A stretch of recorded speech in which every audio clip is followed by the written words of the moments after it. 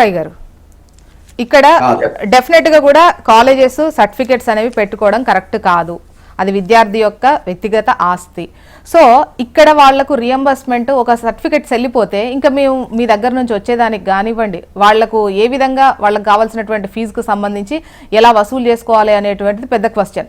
అందుకోసమే సర్టిఫికెట్స్ గతంలో కూడా చాలా సందర్భాల్లో కోర్టులు కావచ్చు, ఈవెన్ ప్రభుత్వం దగ్గర నుంచి కూడా సీరియస్ గా మీరు ఆల్రెడీ వార్నింగ్స్ కూడా ఇచ్చినటువంటి పరిస్థితి, వార్న్ చేసిన సిచ్యువేషన్. బట్ అయినా కూడా యాజమాన్యాలు వినేటువంటి పరిస్థితి లేదు. అల్టిమేట్ గా fees reimbursement time to time release అవ్వడమే ఒక్కటే అనేది ఒకటి అర్థమవుతోంది. దీనికి సంబంధించి ప్రభుత్వం పైన పలు విమర్శలు ఉన్నాయి, బకాయిలు ఉన్నాయి. సో ఆ బకాయిలకు కూడా గతంలో మీరు కొన్ని డేట్లు ఇచ్చారు, అవి కూడా రిలీజ్ చేయనటువంటి సిచ్యువేషన్. సో వీటన్నిటి మీద మీరు ప్రశ్నలు ఫేస్ చేస్తున్నారు, సమాధానం కావాలి. ప్రైవేట్ కళాశాలలు విద్యార్థుల్ని ఈ విధంగా వేధిస్తున్నాయి. ఇది ఇప్పటి నుంచి కాదు, ఎప్పటి నుంచి జరుగుతుంది. వాస్తవంగా ఫీజు రియంబర్స్మెంట్ డబ్బులు ప్రభుత్వం నుంచి రావాలంటే ఇయ్యాల కాకపోయినా రేపు వస్తాయి. ఆ కారణం చూపించి విద్యార్థుల యొక్క ధృవీకరణ పత్రాలు నిలుపుదల చేయడం అనేది చట్ట ప్రకారం నేరం అని పలు సందర్భాల్లో కోర్టులు చెప్పినాయి. ఎందుకంటే వీళ్ళు పోయినప్పటికీ ప్రభుత్వం ఆన్లైన్ ద్వారా వీళ్ళ ఖాతాలో వచ్చి చేరతాయి డబ్బులు. ఒక రోజు ఆలస్యమైనా తప్పకుండా వచ్చి చేరతాయి. అప్పుడు ఏం చేయాలి వీళ్ళు? వాస్తవంగా విద్యార్థులతో ఒక హామీ పత్రం రాయించుకొని ధృవీకరణ పత్రాలు విడుదల చేయాలి. కానీ ఆ విధంగా కాకుండా కావాలని చెప్పి విద్యార్థులు ముక్కు పిండి వసూలు చేయాలనే ఉద్దేశంతో మళ్ళీ ఆ విధంగా ఒకవేళ విద్యార్థులు చెల్లించే ఉద్యోగరీత్తో దేనికోసం అవసరమై చెల్లించిన తర్వాత మళ్ళీ అవి నేరుగా వాళ్ళ ఖాతాలో పోతున్నాయి, ఏది కళాశాల యాజమాన్యాల ఖాతాలో పోతున్నాయి. మళ్ళీ ఆ డబ్బులు విద్యార్థులు అడిగితే రకరకాల ఫీజుల పేరు చెప్పేసి ఆ డబ్బులు దొబ్బే ప్రయత్నం చాలా జరుగుతున్నాయి. అందుకే రేవంత్ రెడ్డి సర్కార్ ఏం చేస్తుందంటే, గత ప్రభుత్వం ఏ ప్రభుత్వం అయినా 2013-14లో బకాయిలు 1300 కోట్లు ఉన్నాయి కాంగ్రెస్ ప్రభుత్వం కేసీఆర్ చేతిలో పెట్టినప్పుడు. అది ఎందుకు ఉన్నాయంటే అప్పటిదాకా అన్ని క్లియర్ చేసింది, కానీ గవర్నమెంట్ పడిపోవడంతో అకస్మాత్తుగా దీనికి వచ్చేసింది. కానీ కేసీఆర్ ప్రభుత్వం అట్లా కాదు, ఎప్పుడు అప్పుడు మంజూరు చేయకుండా అంటే సంవత్సరానికి ఇప్పుడు 2400 కోట్లు భారం పడుతుంది సుమారు 14 లక్షల మంది విద్యార్థులకు. ఎప్పటికప్పుడు క్లియర్ చేయకపోవడం వల్ల 8000 కోట్లు భారం కాంగ్రెస్ ప్రభుత్వం పైన పడటం జరిగింది. సరే ఏది ఏమైనప్పటికీ ప్రభుత్వ ఉద్యోగుల యొక్క బకాయిలు ఏ విధంగా 6000 కోట్లు తీర్చినమో ఇంకో 1000 కోట్లు సుమా అంటే ఉన్నాయి, వంతుల వారీగా దశల వారీగా తీరుస్తున్నాం. అదేవిధంగా ఇప్పటికీ ఆ పాత బకాయిల్ని కూడా తీర్చే విధంగా రాష్ట్ర ప్రభుత్వం దాదాపు ఇప్పటికే ఒకసారి 600 కోట్లు, ఒకసారి 250 కోట్లు, నెలకు వచ్చేసరికి 200 కోట్ల చొప్పున విడుదల చేస్తున్నాం. ఆ దిశగా వెళ్తుంది. ఎటువంటి సంకోచం లేదు. యాజమాన్యాలను ఎప్పుడు కూడా మేము బెదిరించలేదు, కనుక్కోండి వాళ్ళే అంటున్నారు. ఇది స్పందించే ప్రభుత్వం, మాతో చర్చలు జరుపుతున్నారు. గత ప్రభుత్వం మా మీద రకరకాల దాడులు చేసింది, విజిలెన్స్ దాడులు చేసింది, నన్ను మమ్మల్ని ఇబ్బంది పెట్టింది అని చెప్పి ప్రైవేట్ కళాశాల యాజమాన్యాలే చెప్తున్నాయి. కాబట్టి రేవంత్ రెడ్డి సర్కార్ ఏం చేసిందంటే ఇట్లా గారు ఈ సర్టిఫికేట్స్ కు సంబంధించి కావచ్చు, లేదంటే జాయినింగ్ అడ్మిషన్ టైంలో కావచ్చు, వాళ్ళ ఫీజుకు సంబంధించి విద్యార్థులు కట్టేంత వరకు కాకుండా వాళ్ళ దగ్గర నుండి వసూలు చేయద్దు, దీస్ కైండ్ ఆఫ్ వార్నింగ్స్ ఇచ్చింది కదా.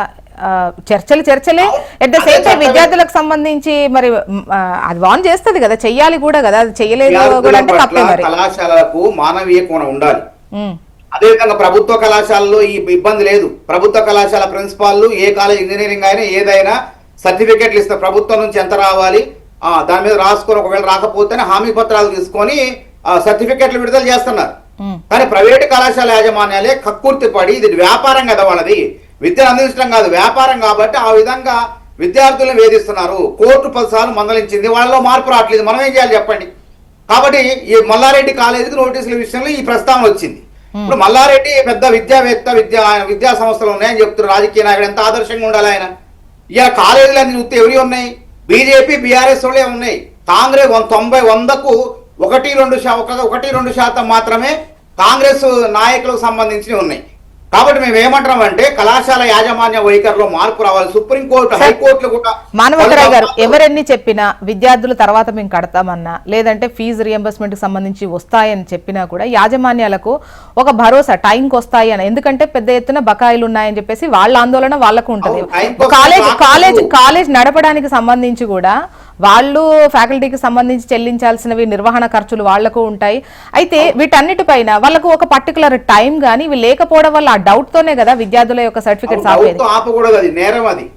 ప్రభుత్వ కళాశాలలు సర్టిఫికెట్లు ఇస్తున్నప్పుడు వీళ్ళకి ఎందుకు ఇవ్వట్లేదు, ఎందుకు వేధిస్తున్నారు? ఖర్చులన్నీ ప్రభుత్వానికి ప్రైవేట్ కి మనం ఎలా కంపేర్ చేయగలం? ఏదైనా ఒకటే కదా, విద్యార్థులు విద్యాదానం చేయాలి. విద్యకు వాళ్ళు వ్యాపారం చేస్తున్నారా? అది వ్యాపారం ఎందుకు పెడతారు? స్థాపించేటప్పుడు కళాశాల స్థాపించేటప్పుడు మేము ఇంత సేవ చేస్తున్నాం, సేవా దృక్పథంతోనే సొసైటీల పేరు మీద కళాశాల పెడతారు, వాళ్ళు సంస్థల పేరు మీద పెట్టేటప్పుడు కొద్ది రోజులు, 1 నెల 2 నెలలు 5 నెలలు 6 నెలలు ఓపిక పట్టాలి. మరి కళాశాల పెట్టాలంటే విద్యార్థులు వేధించొద్దని చెప్పింది కోర్టులో, పోలీస్ స్టేషన్ లో కూడా కేసులు నమోదు చేయమని చెప్పింది. అందుకే ఈ విద్యా సంవత్సరం నుంచి కాంగ్రెస్ ప్రభుత్వం, రేవంత్ రెడ్డి సర్కార్ ఆలోచన ఏంటంటే నేరుగా, అంటే కళాశాల యాజమాన్యాలకు లాభం చేకూర్చే విధంగా కాదు, విద్యార్థుల్ని వేధించడం కాదు. అందుకే నేరుగా డీబీటీ, డైరెక్ట్ బెనిఫిట్ ట్రాన్స్ఫర్ ద్వారా విద్యార్థుల ఖాతాలో వేస్తున్నాం. ఆ తర్వాత కొద్ది రోజుల్లో విద్యార్థులు, ఎందుకంటే వాళ్ళకి బాధ్యత ఉంటుంది, ఫీజు వచ్చిన తర్వాత కళాశాలకు చెల్లించాలి అని తల్లిదండ్రులకు ఉంటుంది, విద్యార్థులకు ఉంటుంది. కాబట్టి ఈ విధానాన్ని అవలంబిస్తుంది. అదేవిధంగా కేంద్ర ప్రభుత్వం కూడా 60-40 నిష్పత్తిలో ఈ ఉపకార వేతనాలు మంజూరు చేయాలి. దేశంలో ఎక్కడ కూడా లేదు ఈ ఫీజు రియంబర్స్మెంట్ పథకం. కాంగ్రెస్ ప్రభుత్వం ఆలోచన. పేద విద్యార్థుల్ని, బలహీన వర్గాల విద్యార్థులు, డాక్టర్లు, ఇంజనీర్లు చేసిన చరిత్ర కాంగ్రెస్ ప్రభుత్వాలది. కాబట్టి కేంద్ర ప్రభుత్వం నుంచి 60% రావాలి, 40% రాష్ట్ర ప్రభుత్వం. వాళ్ళేం పెడతారు, మొత్తం కలిపితే అన్ని వర్గాల విద్యార్థులకు, ఎస్సీ, ఎస్టీ, బీసీ వర్గాల విద్యార్థులకు 450 కోట్లు రావాలి సంవత్సరానికి. వీళ్ళు ఏం పెడతారంటే డైరెక్ట్ గా మీరు ముందు ఖాతాలో జమ చేయండి, ఆ తర్వాత మేము జమ చేస్తాం అని చెప్తున్నారు. మానవతరాయ్ గారు, కాలేజీ యాజమాన్యాలకు ఇప్పటి వరకు ఉన్న బకాయిలకు సంబంధించి వాళ్ళకి ఏంటి భరోసా, వాళ్ళకి రిలీజ్ అయ్యి, ఎందుకంటే ఇప్పుడు నెక్స్ట్ వచ్చేది డీబీటీ అంటున్నారు కదా. వినండి, ఇప్పుడు ధనిక రాష్ట్రాన్ని అప్పుల కుప్పగా మార్చారు. నిన్ననే కేంద్ర ప్రభుత్వం, ప్రపంచ బ్యాంక్ కూడా చెప్పింది. ఏమని చెప్పింది, అప్పుల నియంత్రణలో తర్వాత ఆర్థికంగా ఆ రాష్ట్ర ప్రభుత్వం దూసుకుపోతుందని చెప్పింది.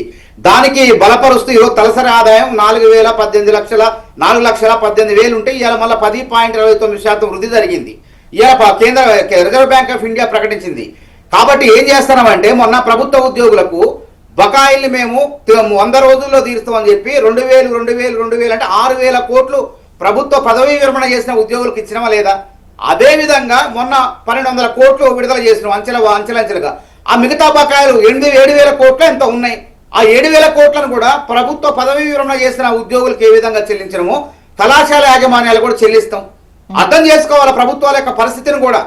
కాబట్టి కళాశాల యాజమాన్యాలను, విద్యార్థుల్ని హైకోర్టు చెప్పినట్లు వేధించకుండా, ఒక కళాశాల మల్లారెడ్డి కళాశాలే కాదు, రాష్ట్రంలో ప్రైవేట్ కళాశాల మొత్తం తీరు, రాజకీయ నాయకుల కళాశాలలో కూడా ఇదే పరిస్థితి. మాకు రోజు ఎంతమంది 100 వినతులు వస్తున్నాయి, మీరు రండి అంటే మేము పోయి చెప్పినా కానీ వినే పరిస్థితి.